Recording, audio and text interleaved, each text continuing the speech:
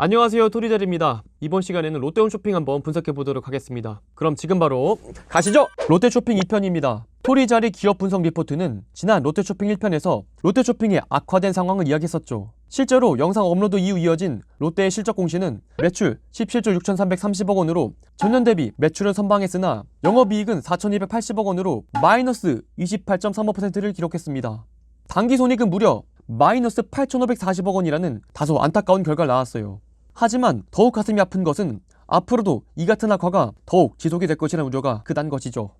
2020년 1월 대한상공회의소에서 공개한 RBSI 우리나라 소미유통업 경기 전망 지수입니다. 이 수치가 100을 넘으면 전 분기보다 허전이고 100 미만이면 불황을 의미합니다. 하지만 전망 지수를 보면은 오프라인이 본격적으로 무너지기 시작한 16년 1분기부터 100을 못 넘고 있고 현재 2020년 1분기에는 88까지 하락하며 집계가 되었습니다. 실제로 롯데쇼핑은 실적 공시와 동시에 오프라인 매장 200여 개를 정리한다는 발표를 하며 강력한 구조조정을 얘기했었습니다. 수많은 전문가들이 소미유통, 특히 오프라인 쪽의 불황은 계속 이어질 것이라고 예견한 것인데요. 그렇다면 옛날엔 어땠을까 하고 궁금하신 분들이 계실 것 같아서 제가 스케일을 좀 더 길게 보여드리면 우리의 리만형 등판 이후로 한 차례 회복한 것 같지만 2010년 119선에서 2020년 1분기까지 쭉 우하향을 유지하고 있습니다. 20년 1분기가 29년 4분기에 비해 3포인트가 떨어졌는데 경기가 회복되지 않는다면 앞으로 맞이할 5분기 안에 이맘때 겪었던 역대 저점에 근접할 판입니다. 그 정도로 업계 전문가들이 판단할 때 지금 우리나라의 소미유통의 전망이 좋지 않다는 것입니다. 그런데 희한하게도 이것을 업태별로 살펴보니까 이 같은 상황 속에서도 유일하게 경기 전망이 밝은 지수가 하나 있었어요. 바로 홈쇼핑과 온라인입니다.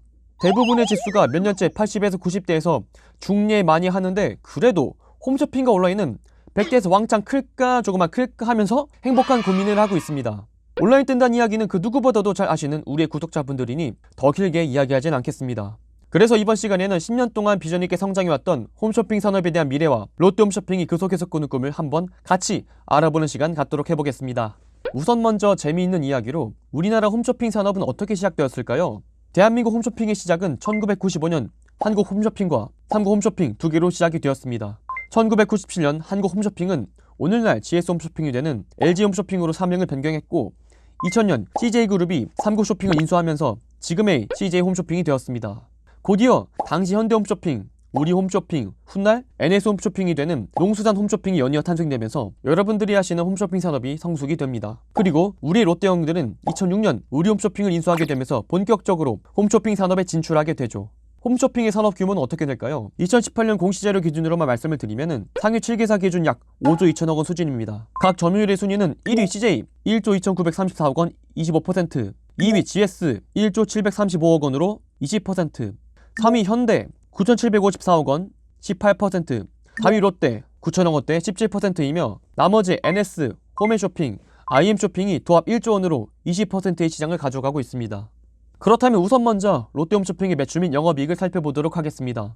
2013년 매출 7,700억 원대에서 2016년 9천억대를 돌파하고 2019년까지 약 1조 원대의 매출을 올리고 있습니다. 매출 성장률을 따져보면은 1에서 5% 선으로 평균선을 유지하고 있습니다. 네, 물론 최근 실적은 딱히 4년간 1천억 원 정도 큰 것이어서 답보 상태에 놓였다고 보시면 되겠습니다. 가장 최근 실적으로 말씀을 드리면은 2019년 기준 취급고는 전년 대비 10.5포인트가 증가했습니다. 롯데홈쇼핑의 경우 이커머스로 15.8%, TV 쪽에서 마이너스 0.8%가 빠졌고 새로운 성장 동력인 티커머스가 33.1%가 성장하면서 전년 대비 10.5포인트의 취급고를 올릴 수 있었습니다. 네, 그런데 이 중에서 33.1%나 성장한 티커머스가 무엇인지 여러분들에게 잠깐만 말씀을 드리면 요즘 집에서 TV를 그냥 케이블 TV로 바꾸시는 분들은 잘 안 계시죠? 바꾸신다면 보통 IPTV로 바꾸지 않나요? IPTV가 3년 동안 38% 가입자 수가 증가하면서 티커머스라는 새로운 채널망이 뜨고 있습니다. 티커머스가 뭐냐면 집에 IPTV 있으신 분들은 간혹 채널 돌릴 때 갑자기 화면이 작아지면서 리모컨으로 물건을 살 수 있는 홈쇼핑 화면을 보셨을 것인데 그게 바로 티커머스라고 합니다. TV 홈쇼핑과 유사하지만 시청자가 리모컨, 모바일, 장치 등을 이용해서 원하는 상품을 구매할 수 있는 양방향 쇼핑이 가능하다는 특징이 있어요. 그래서 각 홈쇼핑사들은 2015년부터 본격적으로 티커머스 채널을 개설하면서 사업 확대에 나섰어요. 실제로 상위 홈쇼핑 사사들은 티커머스를 통해서 2019년 1분기 3,213억 원으로 전년 동기 대비 50% 이상 티커머스 부문 취급액이 성장하는 성과를 달성하기도 했습니다. 아까 말씀을 드렸던 롯데홈쇼핑도 포함해서 CJ E&M 홈쇼핑 역시 같은 기간 동안 119% 등의 높은 성장률을 달성했습니다. 이렇게 티커머스를 통해서 나름의 좋은 성과를 보여주고 있는 홈쇼핑이지만 사실 홈쇼핑 회사들도 나름의 고민이 참 많아요. 바로 홈쇼핑 시장이 더 이상 성장하고 있지 않다는 건데요. TV 홈쇼핑사들이 티커머스 사업 확장을 하면서 새로운 성장 동력을 찾으면서 성장의 돌파구를 찾고 있긴 하지만 연간 성장률을 보면은 지속적으로 하락해서 2014년 3.7%, 2015년 3.6%의 성장률에서 반등하지 못하고 있습니다. 즉, TV 하나로 이리도 볶아보고 저리도 볶아봤을 때 더 이상 갈 때까진 갔다는 거예요. 이렇게 홈쇼핑들이 가장 갖고 있는 고민에 대한 근본적인 원인, 홈쇼핑이 침체하기 시작한 가장 결정적인 원인 무엇이었을까요? 자, 2010년도에 여러분 뭐가 등장했는지 아세요? 바로 이 친구가 등장합니다. 물론 바로 영향을 주진 못했지만 스마트폰의 등장은 실제로 사람들이 TV에 가는 인식을 많이 바꿔놨습니다. 기사를 몇 개 보여드리면 40대도 모바일로 영상 시청, TV 시대 저문화, 10, 20대야 TV 안 보는 것은 워낙 이야기 많이 들으셨으니까 좀 다른 기사를 가져왔어요. 그러니까 이제는 40대도 영상을 모바일로 본다고 합니다. 제가 줄곧 다른 영상들에서 OTT가 뜨는 것 등으로 많이 내용을 전달드렸지만 10대에서 알려진 대로 모바일은 51.3%, TV는 13.9%로 시청시간이 4배가 차이가 났고 TV를 더 많이 보는 세대는 50대가 유일하다고 합니다. 전체 응답자의 58%는 1년 전보다 TV 시청시간이 줄었고 30대에서 TV 시청 감소 응답 비율은 76%에 달한다고 합니다. 이제는 믿었던 40대 형들마저 TV 시청이 줄었고 유관 산업들이 전체적인 패러다임이 변화를 겪고 있어요. 이렇게 TV 시청이 줄면서 직격탄을 받는 곳은 아무래도 당연 방송사겠죠. 과거에 국민 드라마 하면은 온 가족이 TV 앞에 모여서 시청률 50% 찍고 그런 드라마가 많았었는데 요즘엔 잘 나와야 7%, 그리고 영업이익도 적자폭으로 돌아선 지 오래고 광고 매출도 2015년 1조 9,172억 원에서 2018년 기준 1조 3,007억 원으로 20%가 넘게 빠지고 있습니다. 참 방송국 부문에서도 할 말이 많은데 이 부문은 제가 다른 영상에서 방송사로 묶어서 하나로 통으로 다루도록 하겠습니다. 아무튼 지금 사람들이 TV를 안 보기 시작하면서 당연스럽게 대표적인 밸류체인이 엮여있는 방송사들의 실적은 부진을 면치 못하고 있고 그렇다면 당연하게도 홈쇼핑 역시 매출 비중 내에서 TV 부문의 매출은 줄어들기 시작했겠죠. 업계상의 1, 2위를 다투고 있는 GS 홈쇼핑의 부문으로 예를 들어드리겠습니다. 한번 재무제표로 보여드릴게요. 자, 24기가 2017년, 25기가 2018년인데 자, TV 매출이 점차 줄고 그 모바일 비중이 점차 늘더니 2019년 3분기 누계액 기준으로 모바일 매출이 결국 TV의 매출을 역전합니다. TV 쇼핑은 3,800억 원, 모바일 쇼핑은 4,000억 원대로 모바일이 TV를 앞지른 것이죠. 그러니까 이제는 홈쇼핑이 약간 폰쇼핑이라 불려도 딱히 이상할 게 없다는 거예요. 물론 다행히 홈쇼핑 업계야 워낙 트렌드의 흐름을 타는 것을 중요시하니 매출이 빠지는 것을 막고 재빠르게 모바일 시장을 진입하면서 이 같은 매출 흐름을 보여준 것입니다. CJ 오쇼핑은 ENM과 합병을 통해 컨텐츠 커머스로서 TV에서 빠진 매출을 보존하기 시작했습니다. 콘텐츠 커머스가 뭔지 잠깐 말씀을 드리면은 예능, 드라마 등과 협업을 통해서 상품을 자연스럽게 노출시켜 구매로 연결시키는 것과 IP를 활용한 상품을 판매하는 커머스 활동을 말해요. 대표적인 예로 TVN 예능 스페인 하숙에 등장한 오덴세 그릇인데 오덴세는 CJ 오쇼핑의 테이블웨어 브랜드로 스페인 하숙에 자연스럽게 노출해서 매출이 방송 전 같은 기간보다 78%까지 늘었다고 합니다.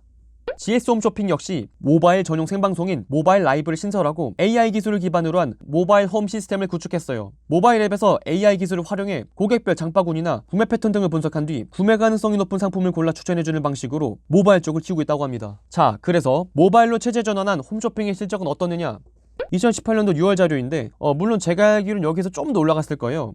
GS는 아예 3분기부터는 50%를 넘었으니까요. 아무튼 해가 갈수록 모바일 매출의 비중이 증가 추세에 있습니다. 그런데 참 아이러니한 것은 젊은 세대를 겨냥한 모바일 쇼핑액에서 구매 세대의 비중이 4060 세대가 최소 40%에서 GS는 81%까지 기록을 했습니다. 4060 세대의 큰손들이 지금 모바일 쪽으로까지 등장하고 있다고 합니다. 참고로 모바일도 저가용을 판매한 것이 아니라 현대홈쇼핑의 경우 노트북을 2억어치 정도 팔았고요. 300만원대 렌털 제품으로 1억 2천만원대의 매출을 올렸다고 합니다. 그러니까 모바일이 결코 젊은 세대에서만 통하는 것이 아니라 기존의 홈쇼핑의 큰손 세대도 충분히 모바일에서 적용시킬 수 있다는 것이겠죠. 딱히 모바일이 세대 경계를 이젠 타지 않는다는 말이에요.